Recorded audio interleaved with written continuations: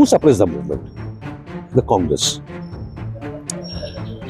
Under Mahatma Gandhi's instruction, Pandit Nehru and Sardar Patel came to Bombay and told the revolting Navy officers that this is not the time to do such activities. Calm down. We will look at all your grudges, complaints, because the day is very near when the power will be transferred. Everything will become okay. Now don't do anything. We are talking now. So why are you creating trouble? Let us talk. That whole shift became the undoing of the freedom struggle, the movement. And that was Congress is doing. So where is the role of non-violence anywhere? If non-violence is responsible for anything, Satyagraha is responsible for anything, it is a partition of India. The most important problem these days is that the social media thinks that there will be some 30-minute clip which will go viral. Yeah. And that has nothing to do with history. That is extremely totally either that will be propagandized or that actually does not cater to what the need of the knowledge of that time is. Like a few days ago, different types of social media narratives are going on about Netaji's meeting with RSS leader Savarkar. Yes. Sir, could you throw light on the actual story, what happened? Yes, sure. See, Savarkar was very highly respected as a revolutionary amongst the revolutionary circles, the wider revolutionary cycles. He was a great intellectual and a very daredevil kind of person. And till the time he got arrested when he was in Europe, when he was in England and then France, he was very widely respected. And then he was sent to Andamans. Obviously, his image was there, his stature was there, and then he was kept under those horrible circumstances. Even when he was brought back to India, he was kept under surveillance, under internment. He was not allowed to move out of Ratnagiri district. He was allowed to move freely only in 1937.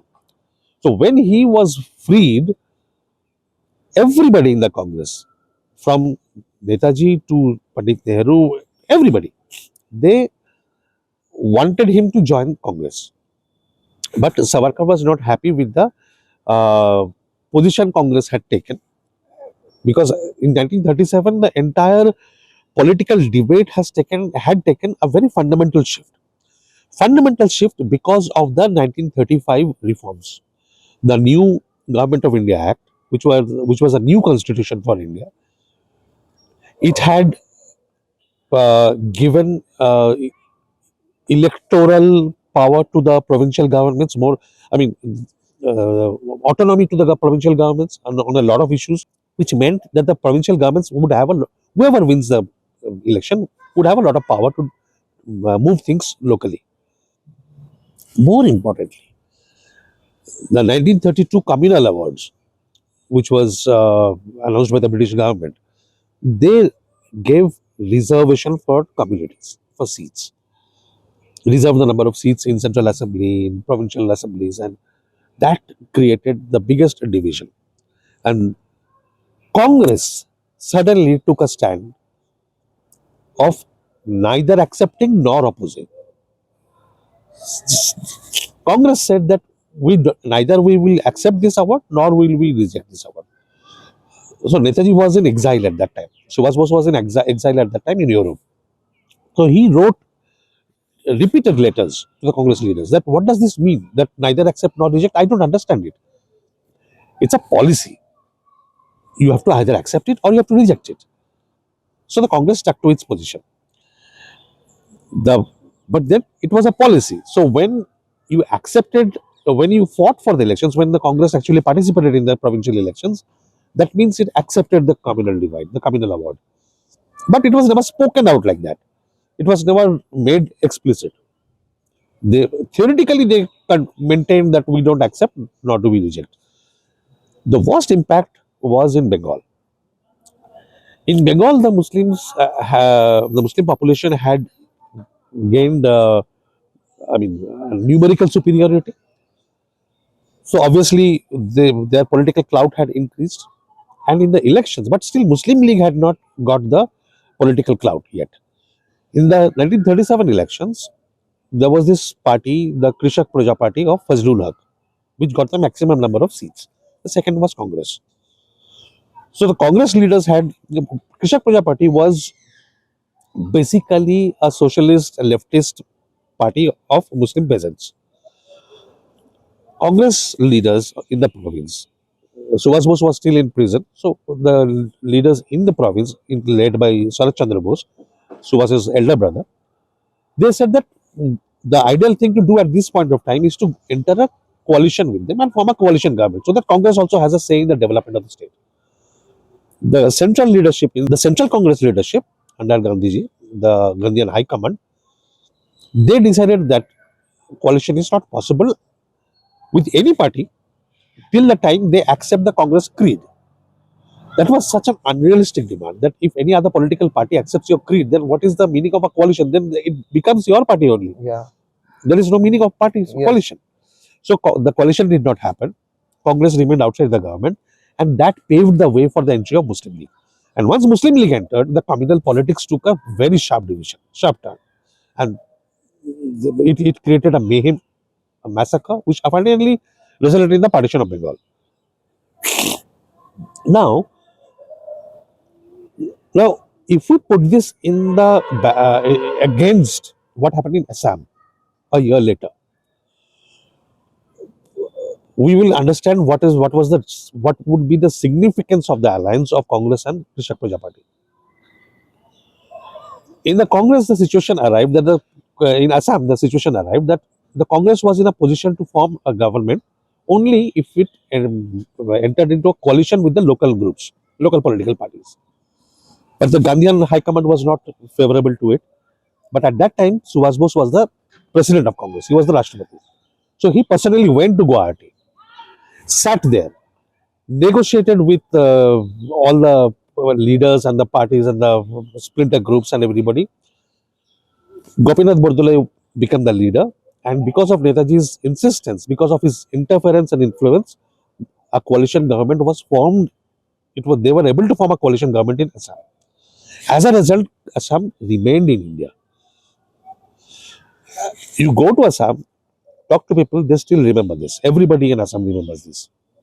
That it was because of Netaji's interference and his influence that it was possible to form a government. Gopinath Bordolai led the government, and Congress Assam remained in India. Otherwise, probably it would have been moved out of India too, had the Muslim League and the other Islamist parties remained in power at that time. So Savarkar took a very hard stance against this Congress communal policy, and he said that Congress is. So Savarkar took a very hard stance against the Congress's communal stance, politics, and he said Congress is acting anti-Hindu. It is acting against Hindu interests. So he joined the Hindu Mahasabha, became the president, and gave a proper structured political uh, program to Hindu Mahasabha. Hindu Mahasabha was there, but Savarkar took it to another level. And there were debates and discussions and fights with between Savarkar and Subhas Bose also. Even when Subhas Bose left Congress and formed the Forward Bloc in 1939, they were completely opposed to Hindu Mahasabha entering politics. Netaji's position was very clear that as an organization, what Hindu Mahasabha has done for India, I have no quarrel with it, and they should continue to do it, but they should not enter politics. And they criticized Savarkar very bitterly. Forward Bloc, the mouthpiece of Forward Bloc party, they published article. Subhas Bose wrote signed editorials criticizing Savarkar, but they took a stand that Savarkar has such a stature with such a background, a stellar background as a revolutionary, where he is so widely respected. He does not behave in that communal manner, and probably he was overreacting. They said that the Forward Bloc admitted that there is Muslim fundamentalism, there is Muslim communalism. Obviously, it is for everybody to see. But the way Savarkar is reacting as an overreaction, and there is no need to take that hardline path. He should step back, reconsider. Anyway, that didn't happen, and a lot of things happened in the Kolkata. corporation election in 1940, where Subhas Bose first tried an alliance with Hindu Mahasabha, did not work out, not because of ideological positions, but because of seat sharing. It broke down. Then Bose entered into an alliance with the Muslim League because he was trying to preserve his own area of influence. That was probably uh, a step which he should have avoided in the kind of milieu that Indian politics was at that time.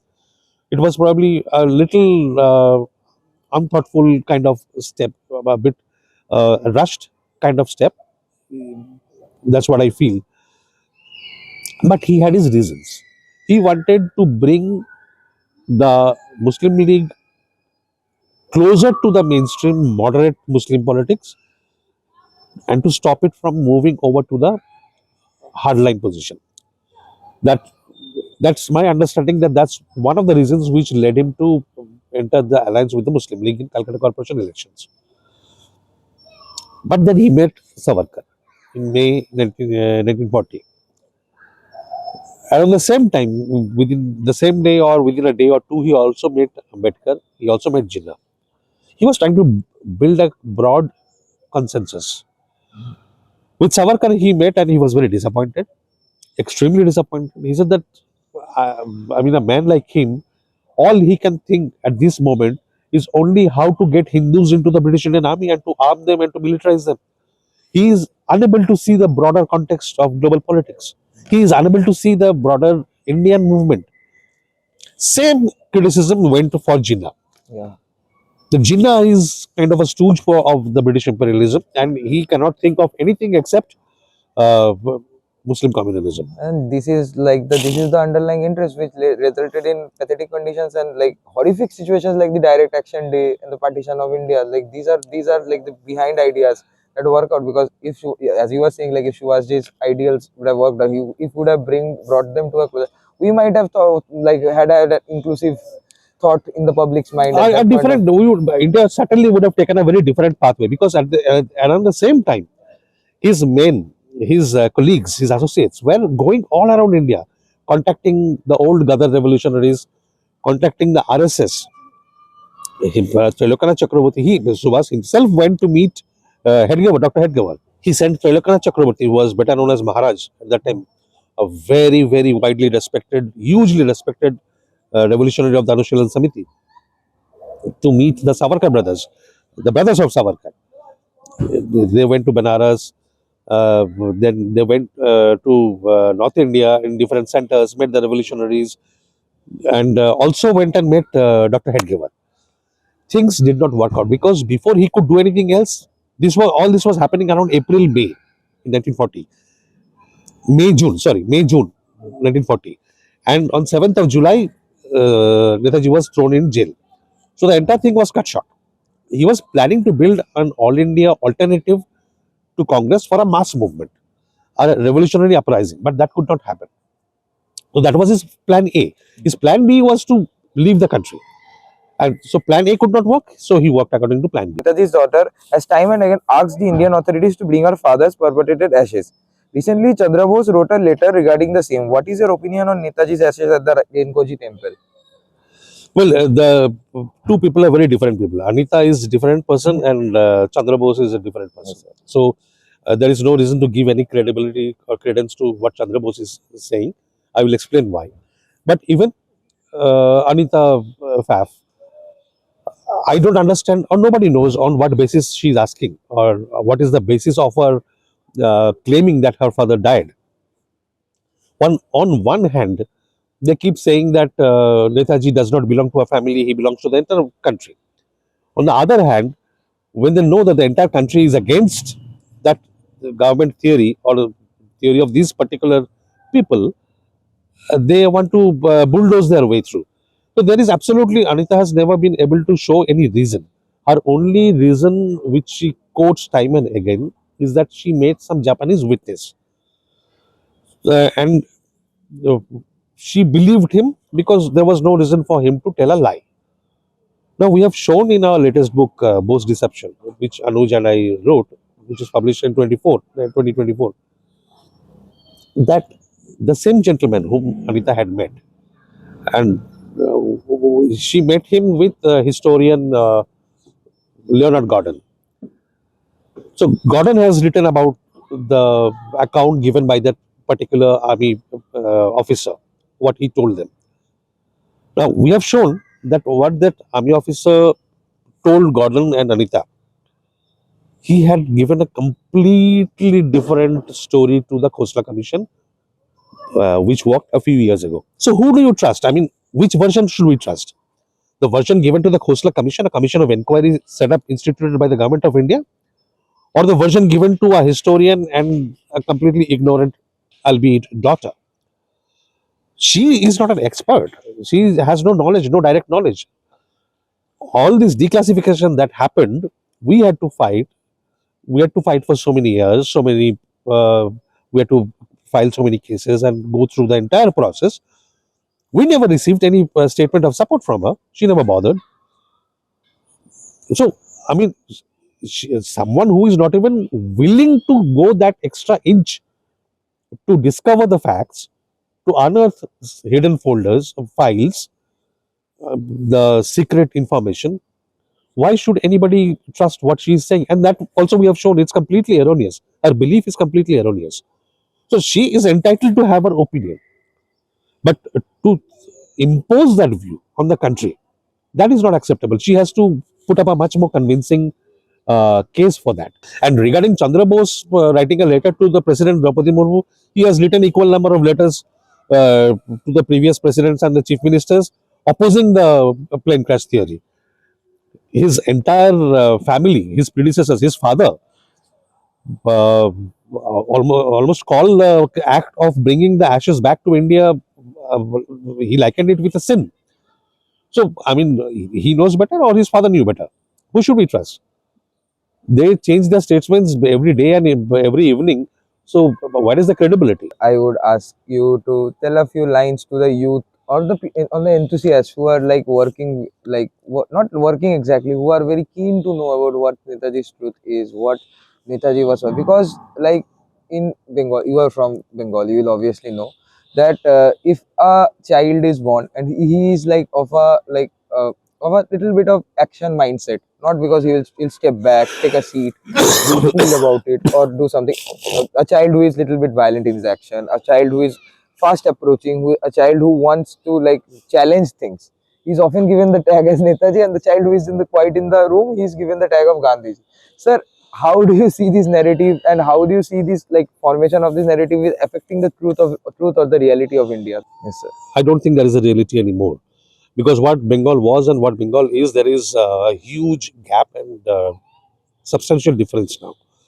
Because what we see right now is, if what you just described had been the case, then Bengalis would have risen to the power in the central government, challenged the government, and brought out the truth.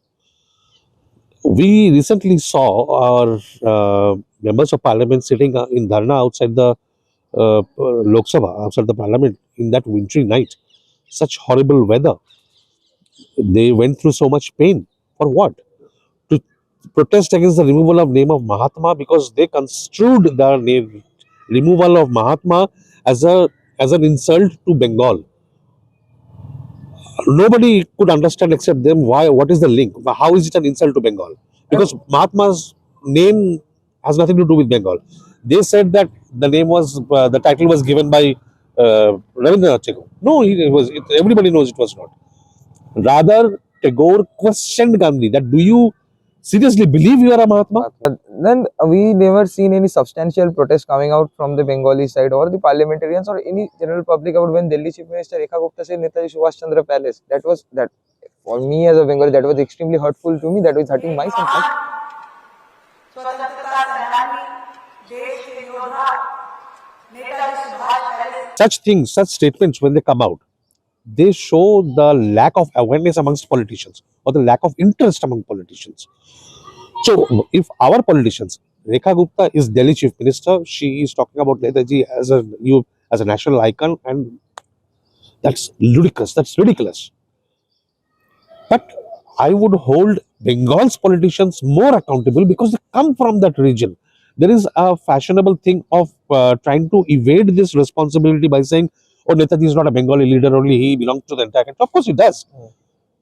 It's like a tree. A huge tree gives shelter to a wide area. Netaji, people like Netaji, Gandhiji, Swami Vivekananda, they are like that. They give shelter to a wide range of people, wide range of area. Provide the shade, but their roots are at a certain specific place. The Gandhiji's roots are in Gujarat. Netaji's roots are in Bengal. That's why. That's what makes them different. That's what gives them the different characteristics, their thought process, their philosophy, their worldview, outlook, everything. So you have to remember that. So if you can protest against the removal of the Mahatma, why can't just 5 out of 20, 42 MPs sit in dharna or in hunger strike? No civilized government can ignore a legitimate demand like that, because this is not a partisan demand. This is a demand from the people of the country, and everybody knows. Government after government, court order after court order, orders from the Central Information Commission, everybody has said that this is a matter of national importance. So nobody can play it down today. Why can't they do it? Because why can't they interpret that as an suppressing facts on Netaji? Why don't our own lawmakers take that as an insult to Bengal, and they have to stretch logic, imagination to the extent of absurdity to say that removal of Mahatma's name from the program is an insult to Bengal? I mean, what kind of absurd times are we living in? So why can't they go to say Ayodhya for a visit and just say that we want to see the Gomnami Baba museum? Whether it is a fact or whether it is not, it is a museum which has been set up under the order of a state high court, the Allahabad High Court. The Allahabad High Court saw enough reason to order the state government to set up that museum, and it was set up in 2017. It is 2026. It is still not, the museum is there, but it has not been inaugurated. Why can't our own MPs and lawmakers go as a team and tell the local administration that we want to see what is there inside? I've been given access, I've gone inside, I've seen the things, I've seen how people react. Because people often think that a museum is a place where things are nicely displayed, and you go have a nice time and come back. I have seen people, hordes of people, enter with skepticism, with disbelief. And after spending an hour inside in the two big halls, they are completely transformed. They're speechless. The way things, the few items, just a couple of 100 items, I guess, which have been displayed there, 300 or so items, 300, 400 items, I guess. The way they are displayed, the kind of things that you get to see there, it completely transforms people. It brings in a transformation in their mindset, the way they look at the entire story, the controversy, whatever. It's a huge thing. It's a huge thing. So it is on us. If we are so bothered about Bengali pride, it is on us to go and make that demand. That's for the ruling party, Bengal's ruling party I'm talking about. Now, if I talk about the ruling party at the center, they are equally absurd. What they did, till the time they came to power, they kept shouting that the Mukherjee Commission's report, which categorically proved that Netaji's death in the plane crash was just a hoax. It is a story, made up thing, a smoke screen, which was created by the Japanese to help him escape. Okay. The most everybody protested against that decision of the Congress government to reject the report. The most vociferous was BJP. And just before 2014 elections, Rajnath Singh, who was then BJP president, he stood outside the Netaji Museum in Cuttack and promised that as soon as we come to power, we will reopen this issue and we will find the truth out. When they came, there was nothing that was done. And when somebody asked through an RTI that what is the government's view on this, the government said that, Netaji died in 1945. There was a hue and cry, and then they qualified that statement that we are open to new information. So if there is any new information, we will reconsider this thing. That's a very clever, half clever way of escaping from a Playing it problem. diplomatically, like Yes, we because don't want. through Bose deception, we have shown that there is plenty of new information, and all those informations are in the government files, which have been declassified from 2016. I personally have known people who have changed minds after seeing the film that have come out, the Gumnami, the film that came out. So if the It's film, if a film has that impact on somebody's mind, just imagine what will the museum, the actual artifacts, what they will exactly do. like Now the Bengal BJP, they keep on saying that we don't believe in the plane crash. That's fantastic. Just like Mamata Banerjee has been saying from the mid-90s that she doesn't believe in the plane crash, and she has been consistent. One has to give credit to her. But then, if she is so certain, why are her MPs not going and sitting in dharna in the parliament? Number one. Number two, the Bengal BJP, if they are so certain that Netaji did not die in the plane crash in 1945, and their own party in government at the center is saying that he died, why are you not taking it up with the central party leadership and telling them that, boss, we don't believe what you are saying, so please reconsider, reopen the case? What is stopping them? So this political game, this has to stop, and only people are more informed, awakened people can do this. And what we are planning actually is to start a campaign just before the elections. Now, actually, not before the elections, but till the elections, that we want to tell the political parties very clearly that either you take a categorical stand on this, or we are not going to vote for you. We are going to vote only for, we'll consider you for voting only if you make a categorical statement as to what you are going to do to resolve this case. So no more drama, no more hypocrisy, no more statements. Give us a promise, and then only we will consider you for voting. we have seen politics of religion, we have seen politics of money, we have now reconsidering and discovering something which is called the politics of truth. We had with us Mr. Chandrachur Ghose, author, economist, and an environmentalist as well as an historian, telling us, giving us time. We thank him so much for Thank giving you. time. Thank you very much. So much. Thank you so much, sir. We'll hope to connect with you again. Absolutely, you're most welcome. Thank you, sir. And also thank you, sir, from my perspective. I want to say thank you on the behalf of every child who has always grew up in uncertainty. Like why, how did Subhas Bose died? What happened to Subhas Bose? Thank you so much, sir, for giving us not, if not every answer, sir, a little bit of answers which could have settled our minds. Thank you so much, Thank sir. you. My pleasure.